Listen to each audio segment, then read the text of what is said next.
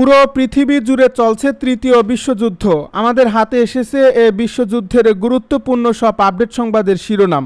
শুরুতেই থাকছে রণতরীতে মার্কিন নৌসেনাদের মধ্যে সংঘর্ষে নিহত 7 দাবি ইরানি মিডিয়ার। এবারে জানিয়ে দিব 17 বছর পর ইসরায়েলের সঙ্গে সম্পর্কে ফিরছে ভেনেজুয়েলা। এদিকে ইরানের হামলার ভয়ে গোপনে উড়োজাহাজ পরিবর্তনের ঘটনা স্বীকার করলেন ট্রাম্প।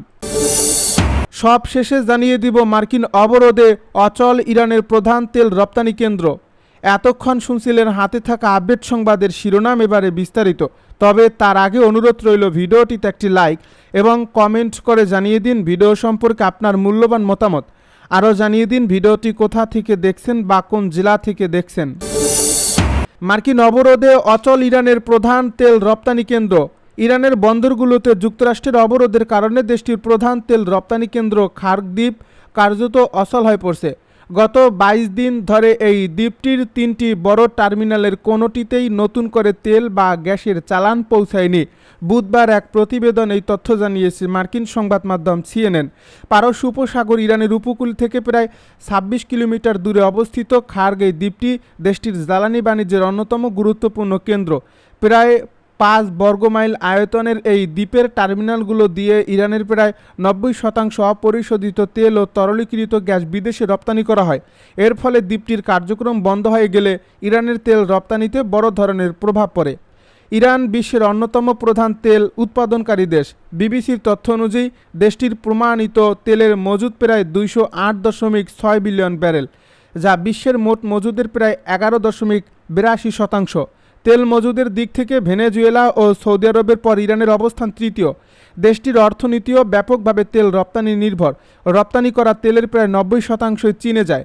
খার্ক দ্বীপ মূলত ইরানের তেল ও তরল জ্বালানি গ্যাস রপ্তানির প্রধান সংগ্রহ ও সংরক্ষণ কেন্দ্র।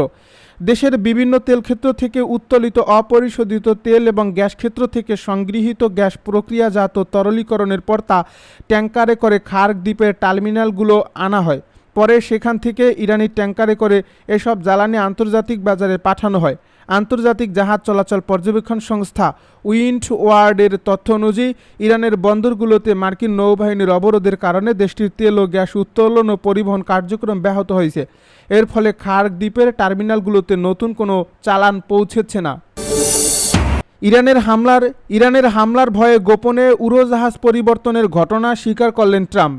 গত মাসে তুরস্কের ন্যাটো সম্মেলন শেষে যুক্তরাষ্ট্রের প্রেসিডেন্ট ডোনাল্ড ট্রাম্প সম্ভাব্য নিরাপত্তা হুমকির কারণে গোপনে বিমান বদল করেছিলেন বলে স্বীকার করেছেন খবর বিবিসির।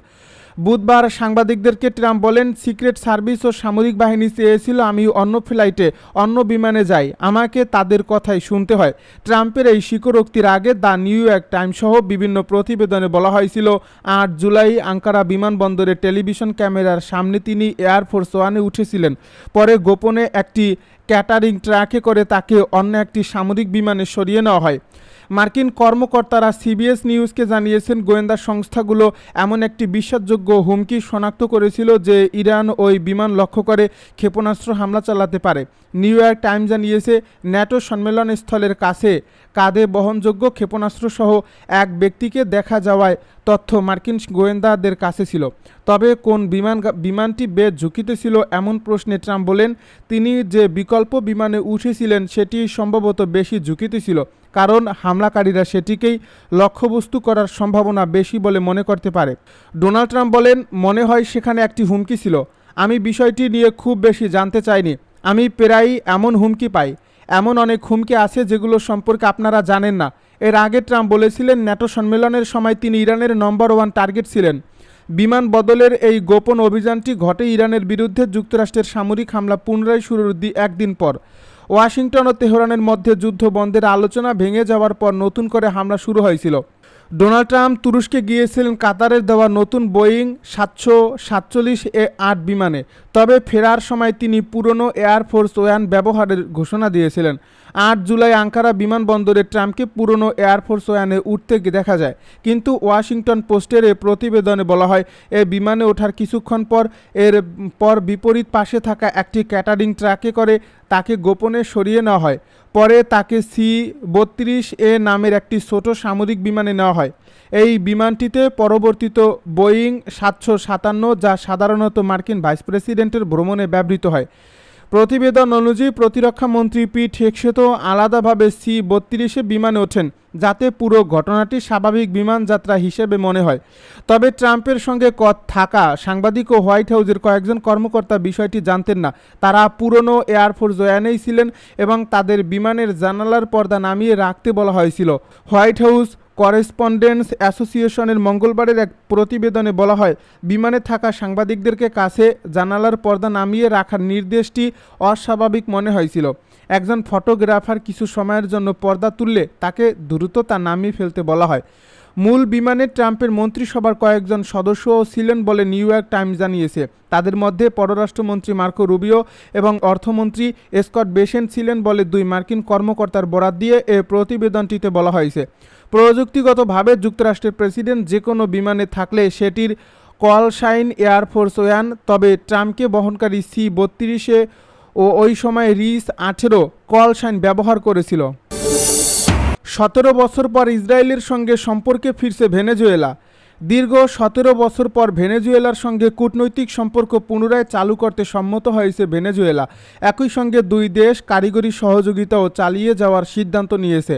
মঙ্গলবার ভেনেজুয়েলার পররাষ্ট্র মন্ত্রণালয় এ তথ্য জানিয়েছে খবর বার্তা সংস্থা AFP-র। 2009 সালের জানুয়ারিতে গাজায় ইসরায়েলের সামরিক অভিযানের প্রতিবাদে তৎকালীন প্রেসিডেন্ট হুগো শাভেজ ইসরায়েলের সঙ্গে কূটনৈতিক সম্পর্ক ছিন্ন করেছিল।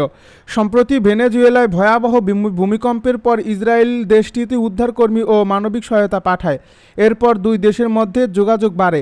ভেনেজুয়েলার পররাষ্ট্রমন্ত্রী ফেলিক্স পেলাসিয়েনসিয়া জানান, ভূমিকম্পের পর শুরু হওয়া জরুরি সহায়তা ও পুনরুদ্ধার কার্যক্রমে দুই দেশ কারিগরি সহযোগিতা অব্যাহত রাখবে। পাশাপাশি কনসুলার সেবা চালুর জন্য একটি সমন্বয় ব্যবস্থাও গড়ে তোলা হবে। ভেনেজুয়েলায় প্রায় 6,000 ইহুদি বসবাস করেন। দেশটির সাবেক প্রেসিডেন্ট শাভেজ ও তার উত্তরসূরি নিকোলাস মাদুরো দীর্ঘদিন ইসরায়েলের নীতির বিরোধিতা করে আসছিলেন এবং ফিলিস্তিনকে রাষ্ট্র হিসেবে স্বীকৃতি দিয়েছিলেন। রণতরীতে মার্কিন নৌসেনাদের মধ্যে সংঘর্ষে নিহত 7 দাবি ইরানি মিডিয়ার। ইরানের বিরুদ্ধে দীর্ঘ সামরিক অভিযানে অংশ নেওয়া যুক্তরাষ্ট্রের বিমানবাহী রণতরী USS আব্রাহাম লিঙ্কনে নৌ সদস্যদের মধ্যে সংঘর্ষে 7 জন নিহত হয়েছেন বলে দাবি করা হয়েছে। এ ঘটনায় আরও কয়েকজন আহত হয়েছেন।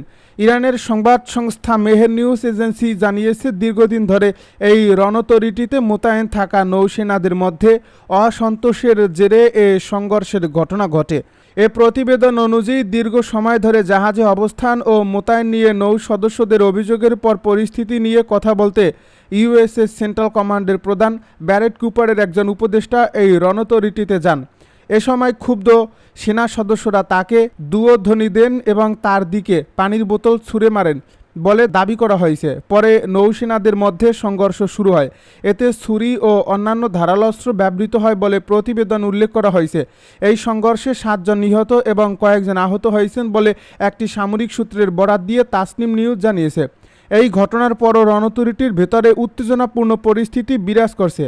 USS আব্রাহাম লিঙ্কন 263 দিন ধরে মোতায়েন রয়েছে। বর্তমানে এটি ভারত মহাসাগরে অবস্থান করছে। এর মধ্যে 208 দিন টানা সমুদ্র ছিল বলে দাবি করা হয়েছে।